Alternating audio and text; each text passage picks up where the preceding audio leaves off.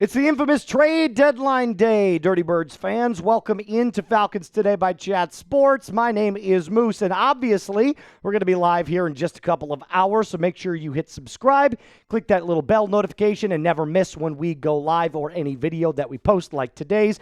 And on today's episode, we're going to get some last-minute trade rumors and intel from our girl, Diana Rossini, and some other talking heads throughout the NFL. So like I said, Diana Rossini just dropped some fresh trade intel. Spoiler alert, the Atlanta Falcons, because of how bad they've been, have not really been rumored as buyers. However, Diana Rossini does preface all of her new information with this one specific paragraph. She says, the trade deadline is just days away, so this was written on Friday, by the way. And it means that it's time to reset what we know and what I've been hearing heading into Tuesday. And remember, when a coach or GM insists publicly that a player is not on the block, that does not mean that they're not taking calls. So, because the Falcons were not mentioned in this specific article, I thought I would take the time to highlight the perfect trade plan for the Dirty Birds if they are going to make a move or two. It's a three-step plan that I believe helps get this team on the right track, considering there have been a lot of issues with this team. Now, do me a big favor before we start. If you want the Falcons to make a move, if you want them to sell, if you want them to buy, if you just want Terry Fontentot to get on the phone and make some calls and make something happen, hit that thumbs up icon. The very first thing that we have to talk about when we're talking about a Falcons trade plan is to talk about what the Falcons should be doing first. And that is trading Arnold Ebikete for a third-round pick. Why trade away a player? Well, right now, the Falcons aren't really in a position to buy. They're 3-5, third place in the NFC South. They only have 5 draft picks. We'll touch on that here in just a little bit. But Ebikete is one of those players that could still gain some tremendous value in the upcoming hours. There are plenty of teams like the Chicago Bears who need edge rusher help.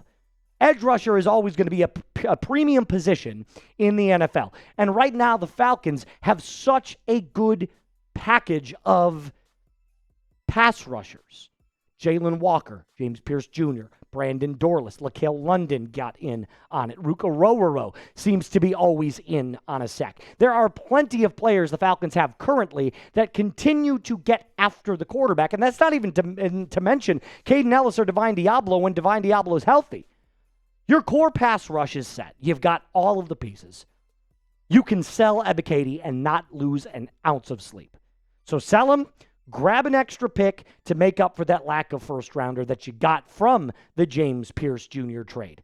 Because that's right now is going to the Rams. And as of right now where that currently stands, that's a 12th overall pick in the 2026 NFL Draft. Just a reminder, this is the only picks that you've currently got heading in to the 2026 Draft.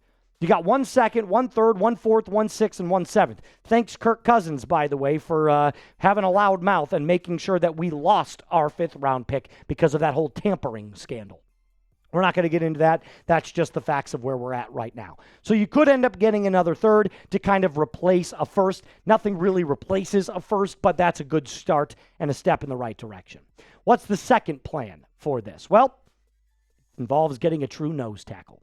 Pick swap with the Browns on a day 3 pick for Shelby Harris, most likely a 6th or a 7th. I'm going to break down exactly what my trade idea for that is coming up here in just one moment. Now, before I do that, I have to tell you about today's sponsor, and that is our friends over at Factor. Look, the weather might be changing, and the fall is definitely the time to get back to your original schedule because, the kids are back at school and everything, and that's where Factor Meals definitely comes into play. Not only is Factor one of the best tasting meals that I've had in quite some time, but their chef-prepared, dietitian-approved meals make it easy to stay on track and enjoy something comforting and delicious no matter how hectic the season gets. You get more variety and more meals. Choose from a wider selection of weekly meal options, including premium seafood choices like salmon and shrimp at no extra cost. Support your wellness goals. Even more GLP-1 friendly meals and new Mediterranean diet options packed with protein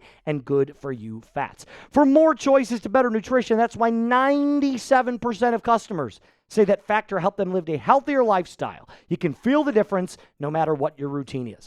Eat smart at factormeals.com/FalconsChat50 off and use code FalconsChat50 off to get 50% off your first box, plus free breakfast for 1 year. That is an incredible deal. That's code FalconsChat50 off at factormeals.com for 50% off your first box, plus free breakfast for 1 year. Get delicious, ready-to-eat meals delivered with Factor. Offer only valid for new Factor customers with code and qualifying auto-renewing subscription purchase. All of that in the comments and description of today's video. So here's my trade idea.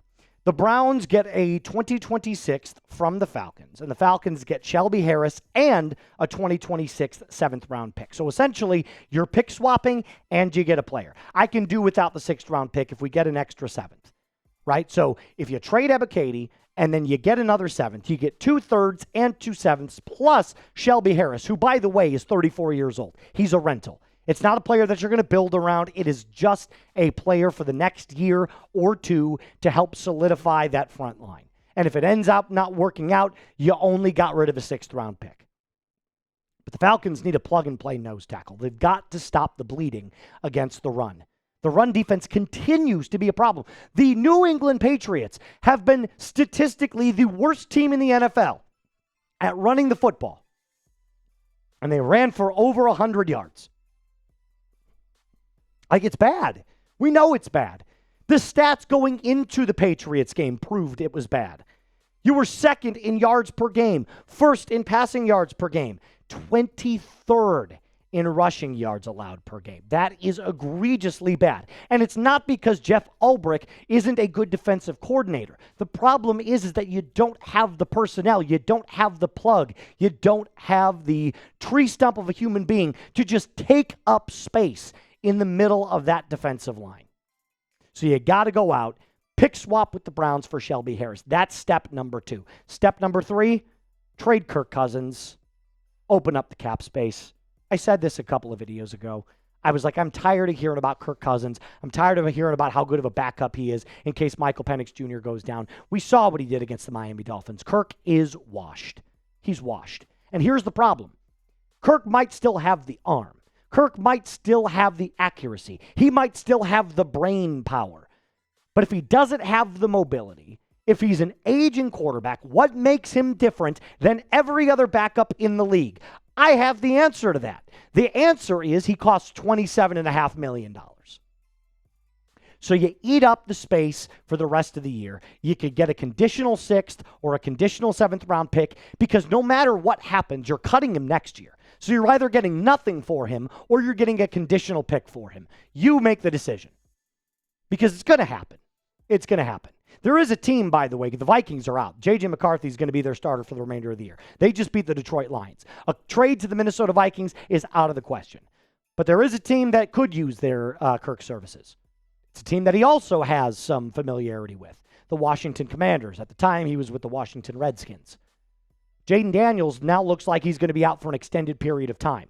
Might not be the entire season, but at least the next 5 to 6 weeks. If the Commanders still believe that they have a shot to win that division or at least make a wild card appearance, you could go out and trade for Kirk Cousins. He would start and end his career in the exact same place that it began. He was in Washington to begin with. That's where he got drafted, if you remember, behind RG3. He can end it there too. Make the call. Make the call. Please. Because if Jaden Daniels, if we know anything about who they've got rolling out right now, it's Marcus Mariota. Falcons fans know too much about that. They're not going to win games with Marcus Mariota. They might win 1, maybe 2. Kirk Cousins maybe could go out and get you competitive. I'm not even saying that it's going to work. But it could be competitive, considering they've got Zach Ertz, they've got Deebo Samuel, they've got Scary Terry. They've got some offensive pieces. You could plug and play Kirk and just hope that he gets you some wins. Is it likely? Maybe, maybe not. Either way, I just know I want him off my books. Will the Falcons make a move today? Give me a yes, give me no in the comment section down below. I'm inclined to believe no. But if they do, I could see them selling rather than buying. So if they do end up making a move, Terry Fontentot is going to be selling off to get draft picks rather than trading for a player, given the current status of the Falcons at 3-5. That's going to do it for us today, Falcons fans. A reminder that we will be live in just a few short hours, so hit that subscribe button, turn on that notification bell, and as always, rise up and be cool.